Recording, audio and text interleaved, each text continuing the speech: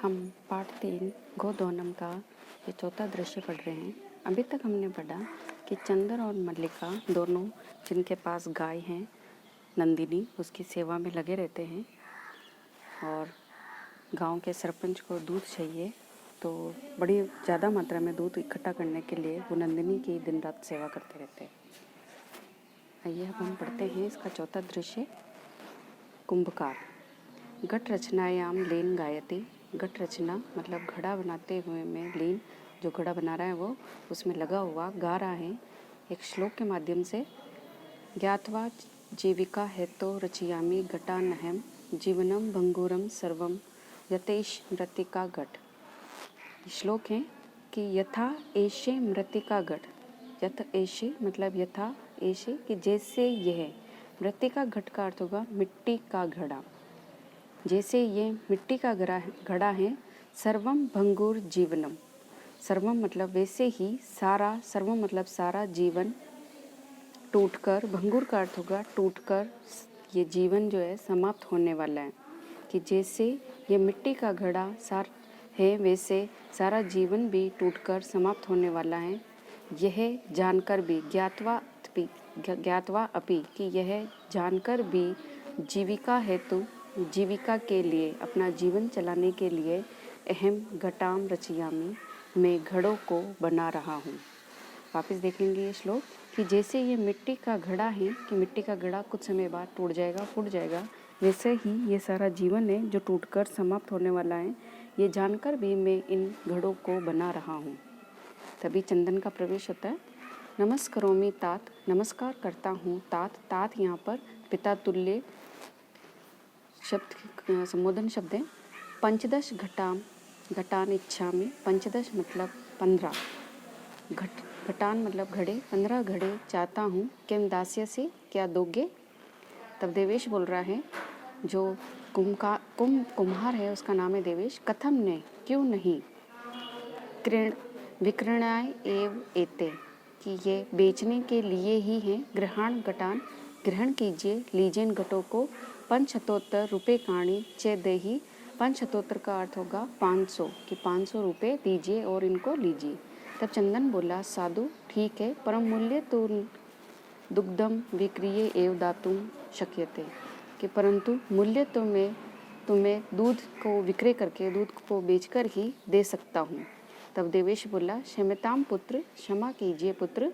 मूल्यम बिना तो एकम अपि घटम न दास्यामि कि बिना मूल्य के मैं एक भी घड़ा नहीं दे सकता। तब मल्लिका ने कहा, स्वाभूषणम दातुम इच्छति, वे अपने आभूषण देने लगती हैं। तात यदि एन अधुनैव मूल्यम आवश्यकम तरहि ग्रहण एतत् आभूषणम कि यदि अधुनैव मतलब अभी मूल्य आवश्यक है तो ग्रहण कीजिए इन आभूषणों को, इन गहनों को। तब देवेश बोलता है पुत्री के कि हे पुत्री, ना अहम पाप कर्म करोमि कि मैं पाप कर्म नहीं करता हूँ। कथम अपि न इच्छामि तवाम आभूषण विहीनाम कर्तुम, तो कैसे मैं ये इच्छा कर सकता हूँ तुम्हें आभूषण विहीन करके, कि मैं तुम्हें आभूषण विहीन नहीं करना चाहता। नहीं तो यथा अभिलाषितान घटान कि ले जाओ, नहीं तो मतलब ये जाओ, जितनी अभिलाषा है, जितने तुम चाहते हो उतने घड़े ले जाओ। दुग्धम विकीर्य एव घट मूल्यम ददातु कि दूध को बेचकर ही इन घड़ों का मूल्य दे देना। उभो मतलब दोनों। कौन दोनों? चंदन और मल्लिका। धन्य असी तात, धन्य असी कि आप धन्य हैं, आप धन्य हैं। 5वां दृश्य मासांतरम संध्या काल। मास का, महीने का आखिरी समय है, महीने का आखिरी दिन है, संध्या काल का समय है, मतलब शाम का समय है। एकत्र रिक्ता नूतन घटा संति, एक रिक्त स्थान पर, एक खाली स्थान पर जो नए घड़े हैं वो रखे हुए हैं। दुग्ध क्रेतार अन्य चे ग्रामवासीन अप्रत्र आसीना, और दूध लेने वाले और अन्य जो ग्रामवासी लोग हैं वो अप्रत्र मतलब दूसरी ओर, आसीन मतलब बेटे हैं। चंदन धेनु प्रणम्य, धेनु को, गाय को प्रणाम करके, मंगलाचरणम विधाय, मंगलाचरण गाकर, मल्लिकाम आव्यति, मल्लिका को आवाज देता है। मल्लिके कि हे मल्लिका, सत्वरम आगज, सत्वरम मतलब जल्दी ही आओ। मल्लिका आयामी नाथ, आती हूँ नाथ कि आती हूँ, पति के लिए नाथ शब्द का प्रयोग किया उसने।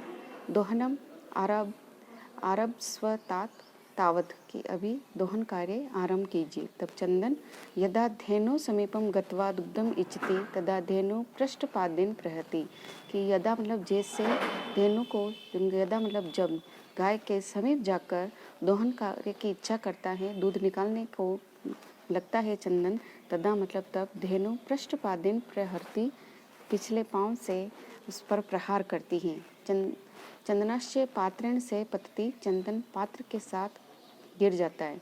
नंदिनी दुग्धम देहि किम जाते ते, नंदिनी दूध दो, किम जातम ते तुम्हें क्या हो गया है। पुनः प्रयासम फिर से प्रयास करोती मतलब करता है।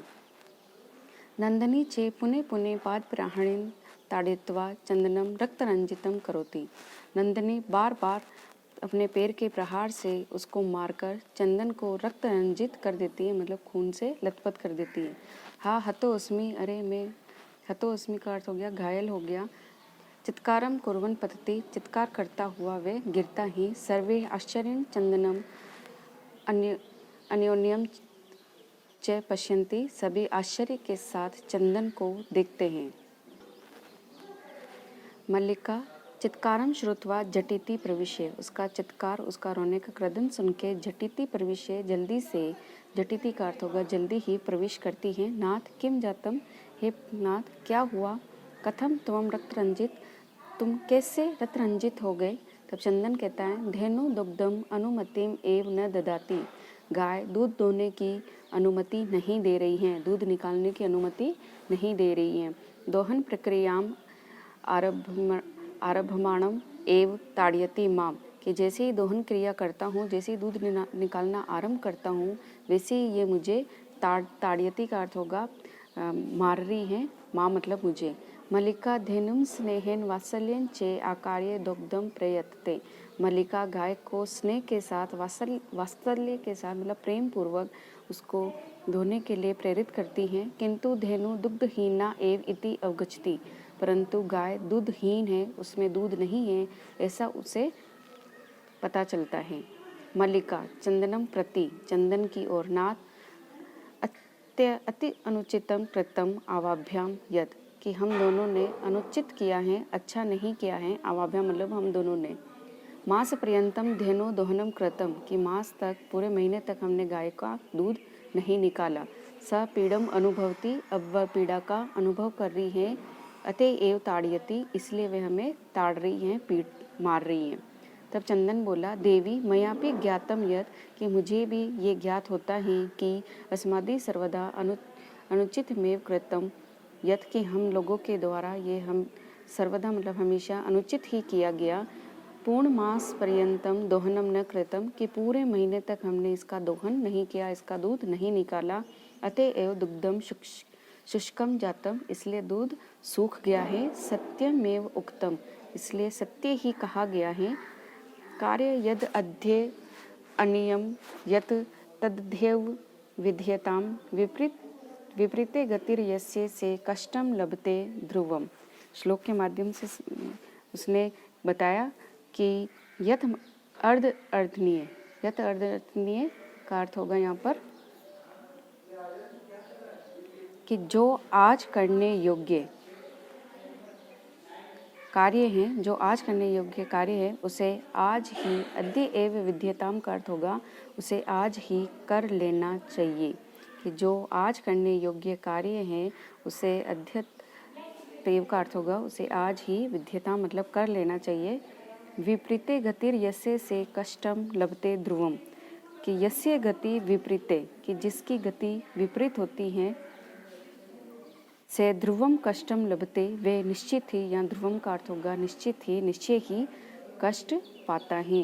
कि जिसकी गति विपरीत है, जो दिशा विपरीत होती है, अगर हम उस ओर जाएंगे तो वो हमें कष्टदायी होगा। इसलिए जो आज के काम है उन्हें आज ही कर लेना चाहिए।